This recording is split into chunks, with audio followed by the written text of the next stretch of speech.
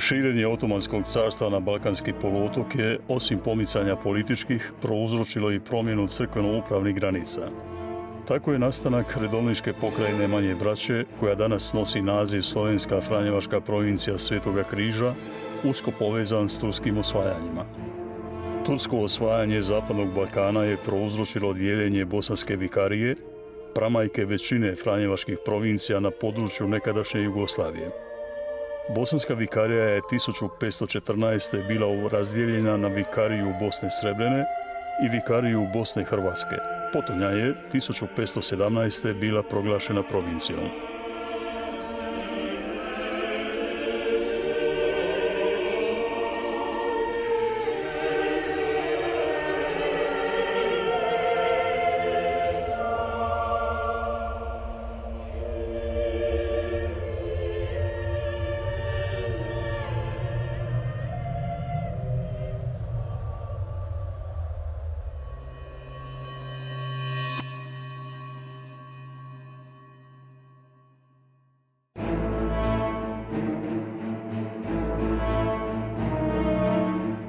Vikarija Bosna Hrvatska Svetoga Križa je u trenutku utemeljenja imala 45 samostana.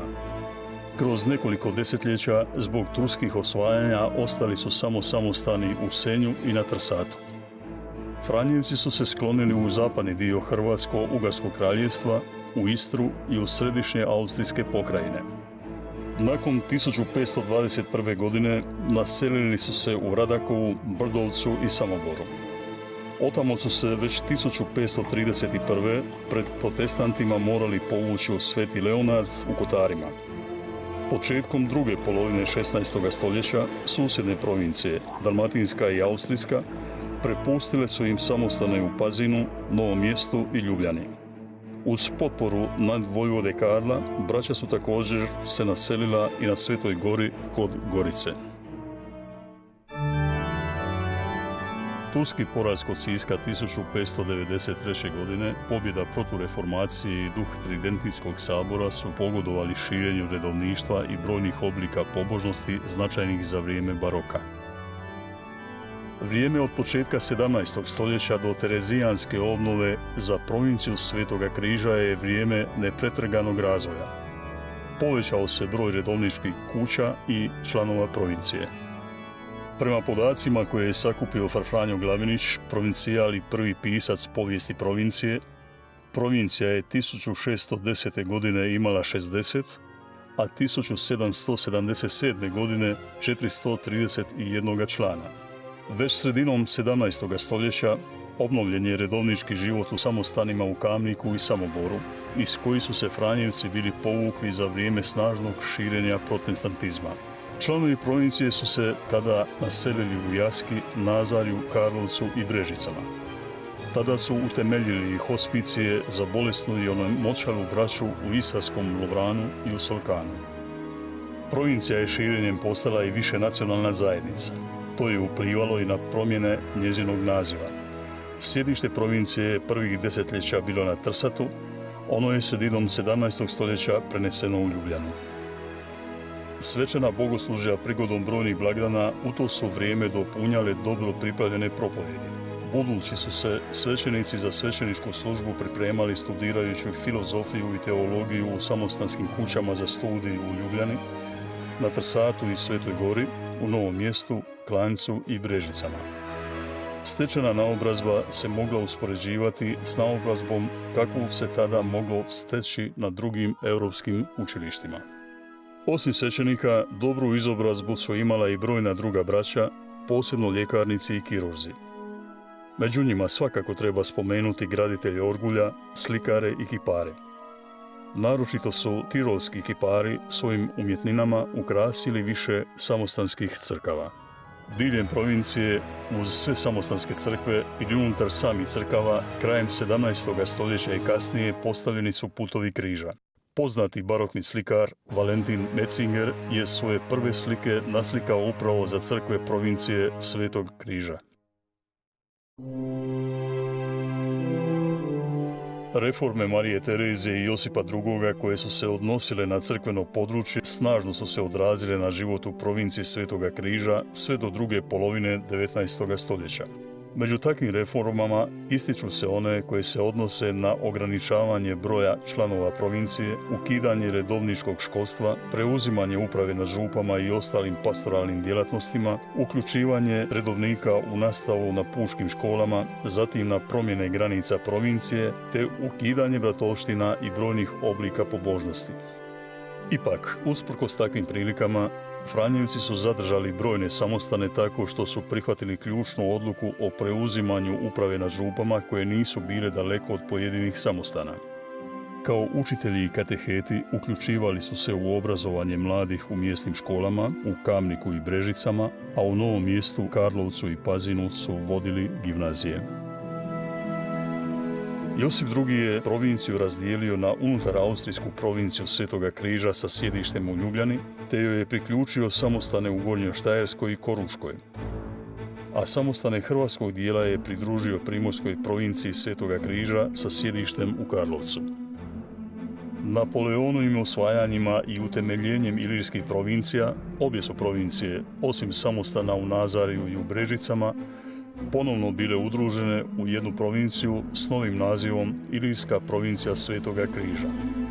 Nakon poraza Francuza i obnove Habsburške vladavine, provincija je opet zaživjela pod starim nazivom Hrvatsko-krajinska provincija Svetoga Križa. Toj provinciji nisu pripadali samostani u Brdovcu, Svetom Leonardu, Kotarima i u Senju. Tada je bio zatvoren i hospicij u Solkanu. Zbog ukidanja hodočašća na Svetu Goru, Franjevci su se preselili u Goricu, a otamo na Kostanjevicu kod Gorice. Ljubljanski biskup Jeglić je 1898. hodočasničko svetište Brezje prepustio Franjevcima na upravljanje.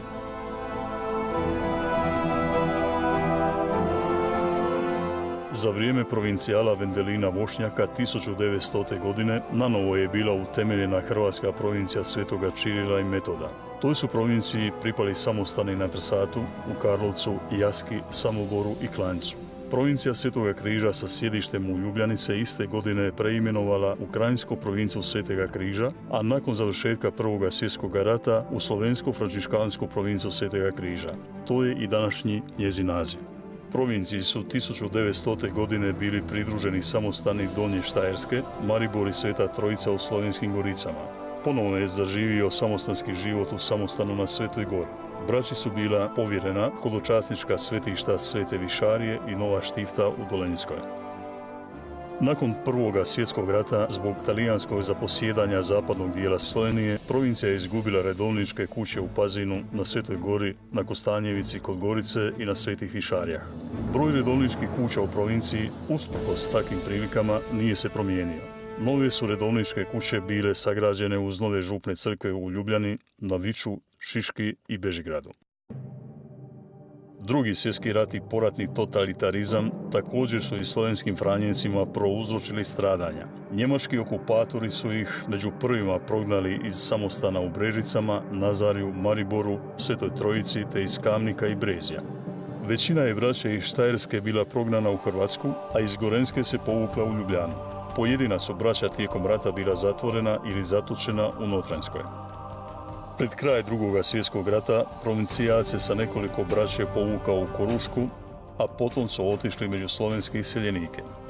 Najviše ih je otišlo u Sjedinjene Američke Države.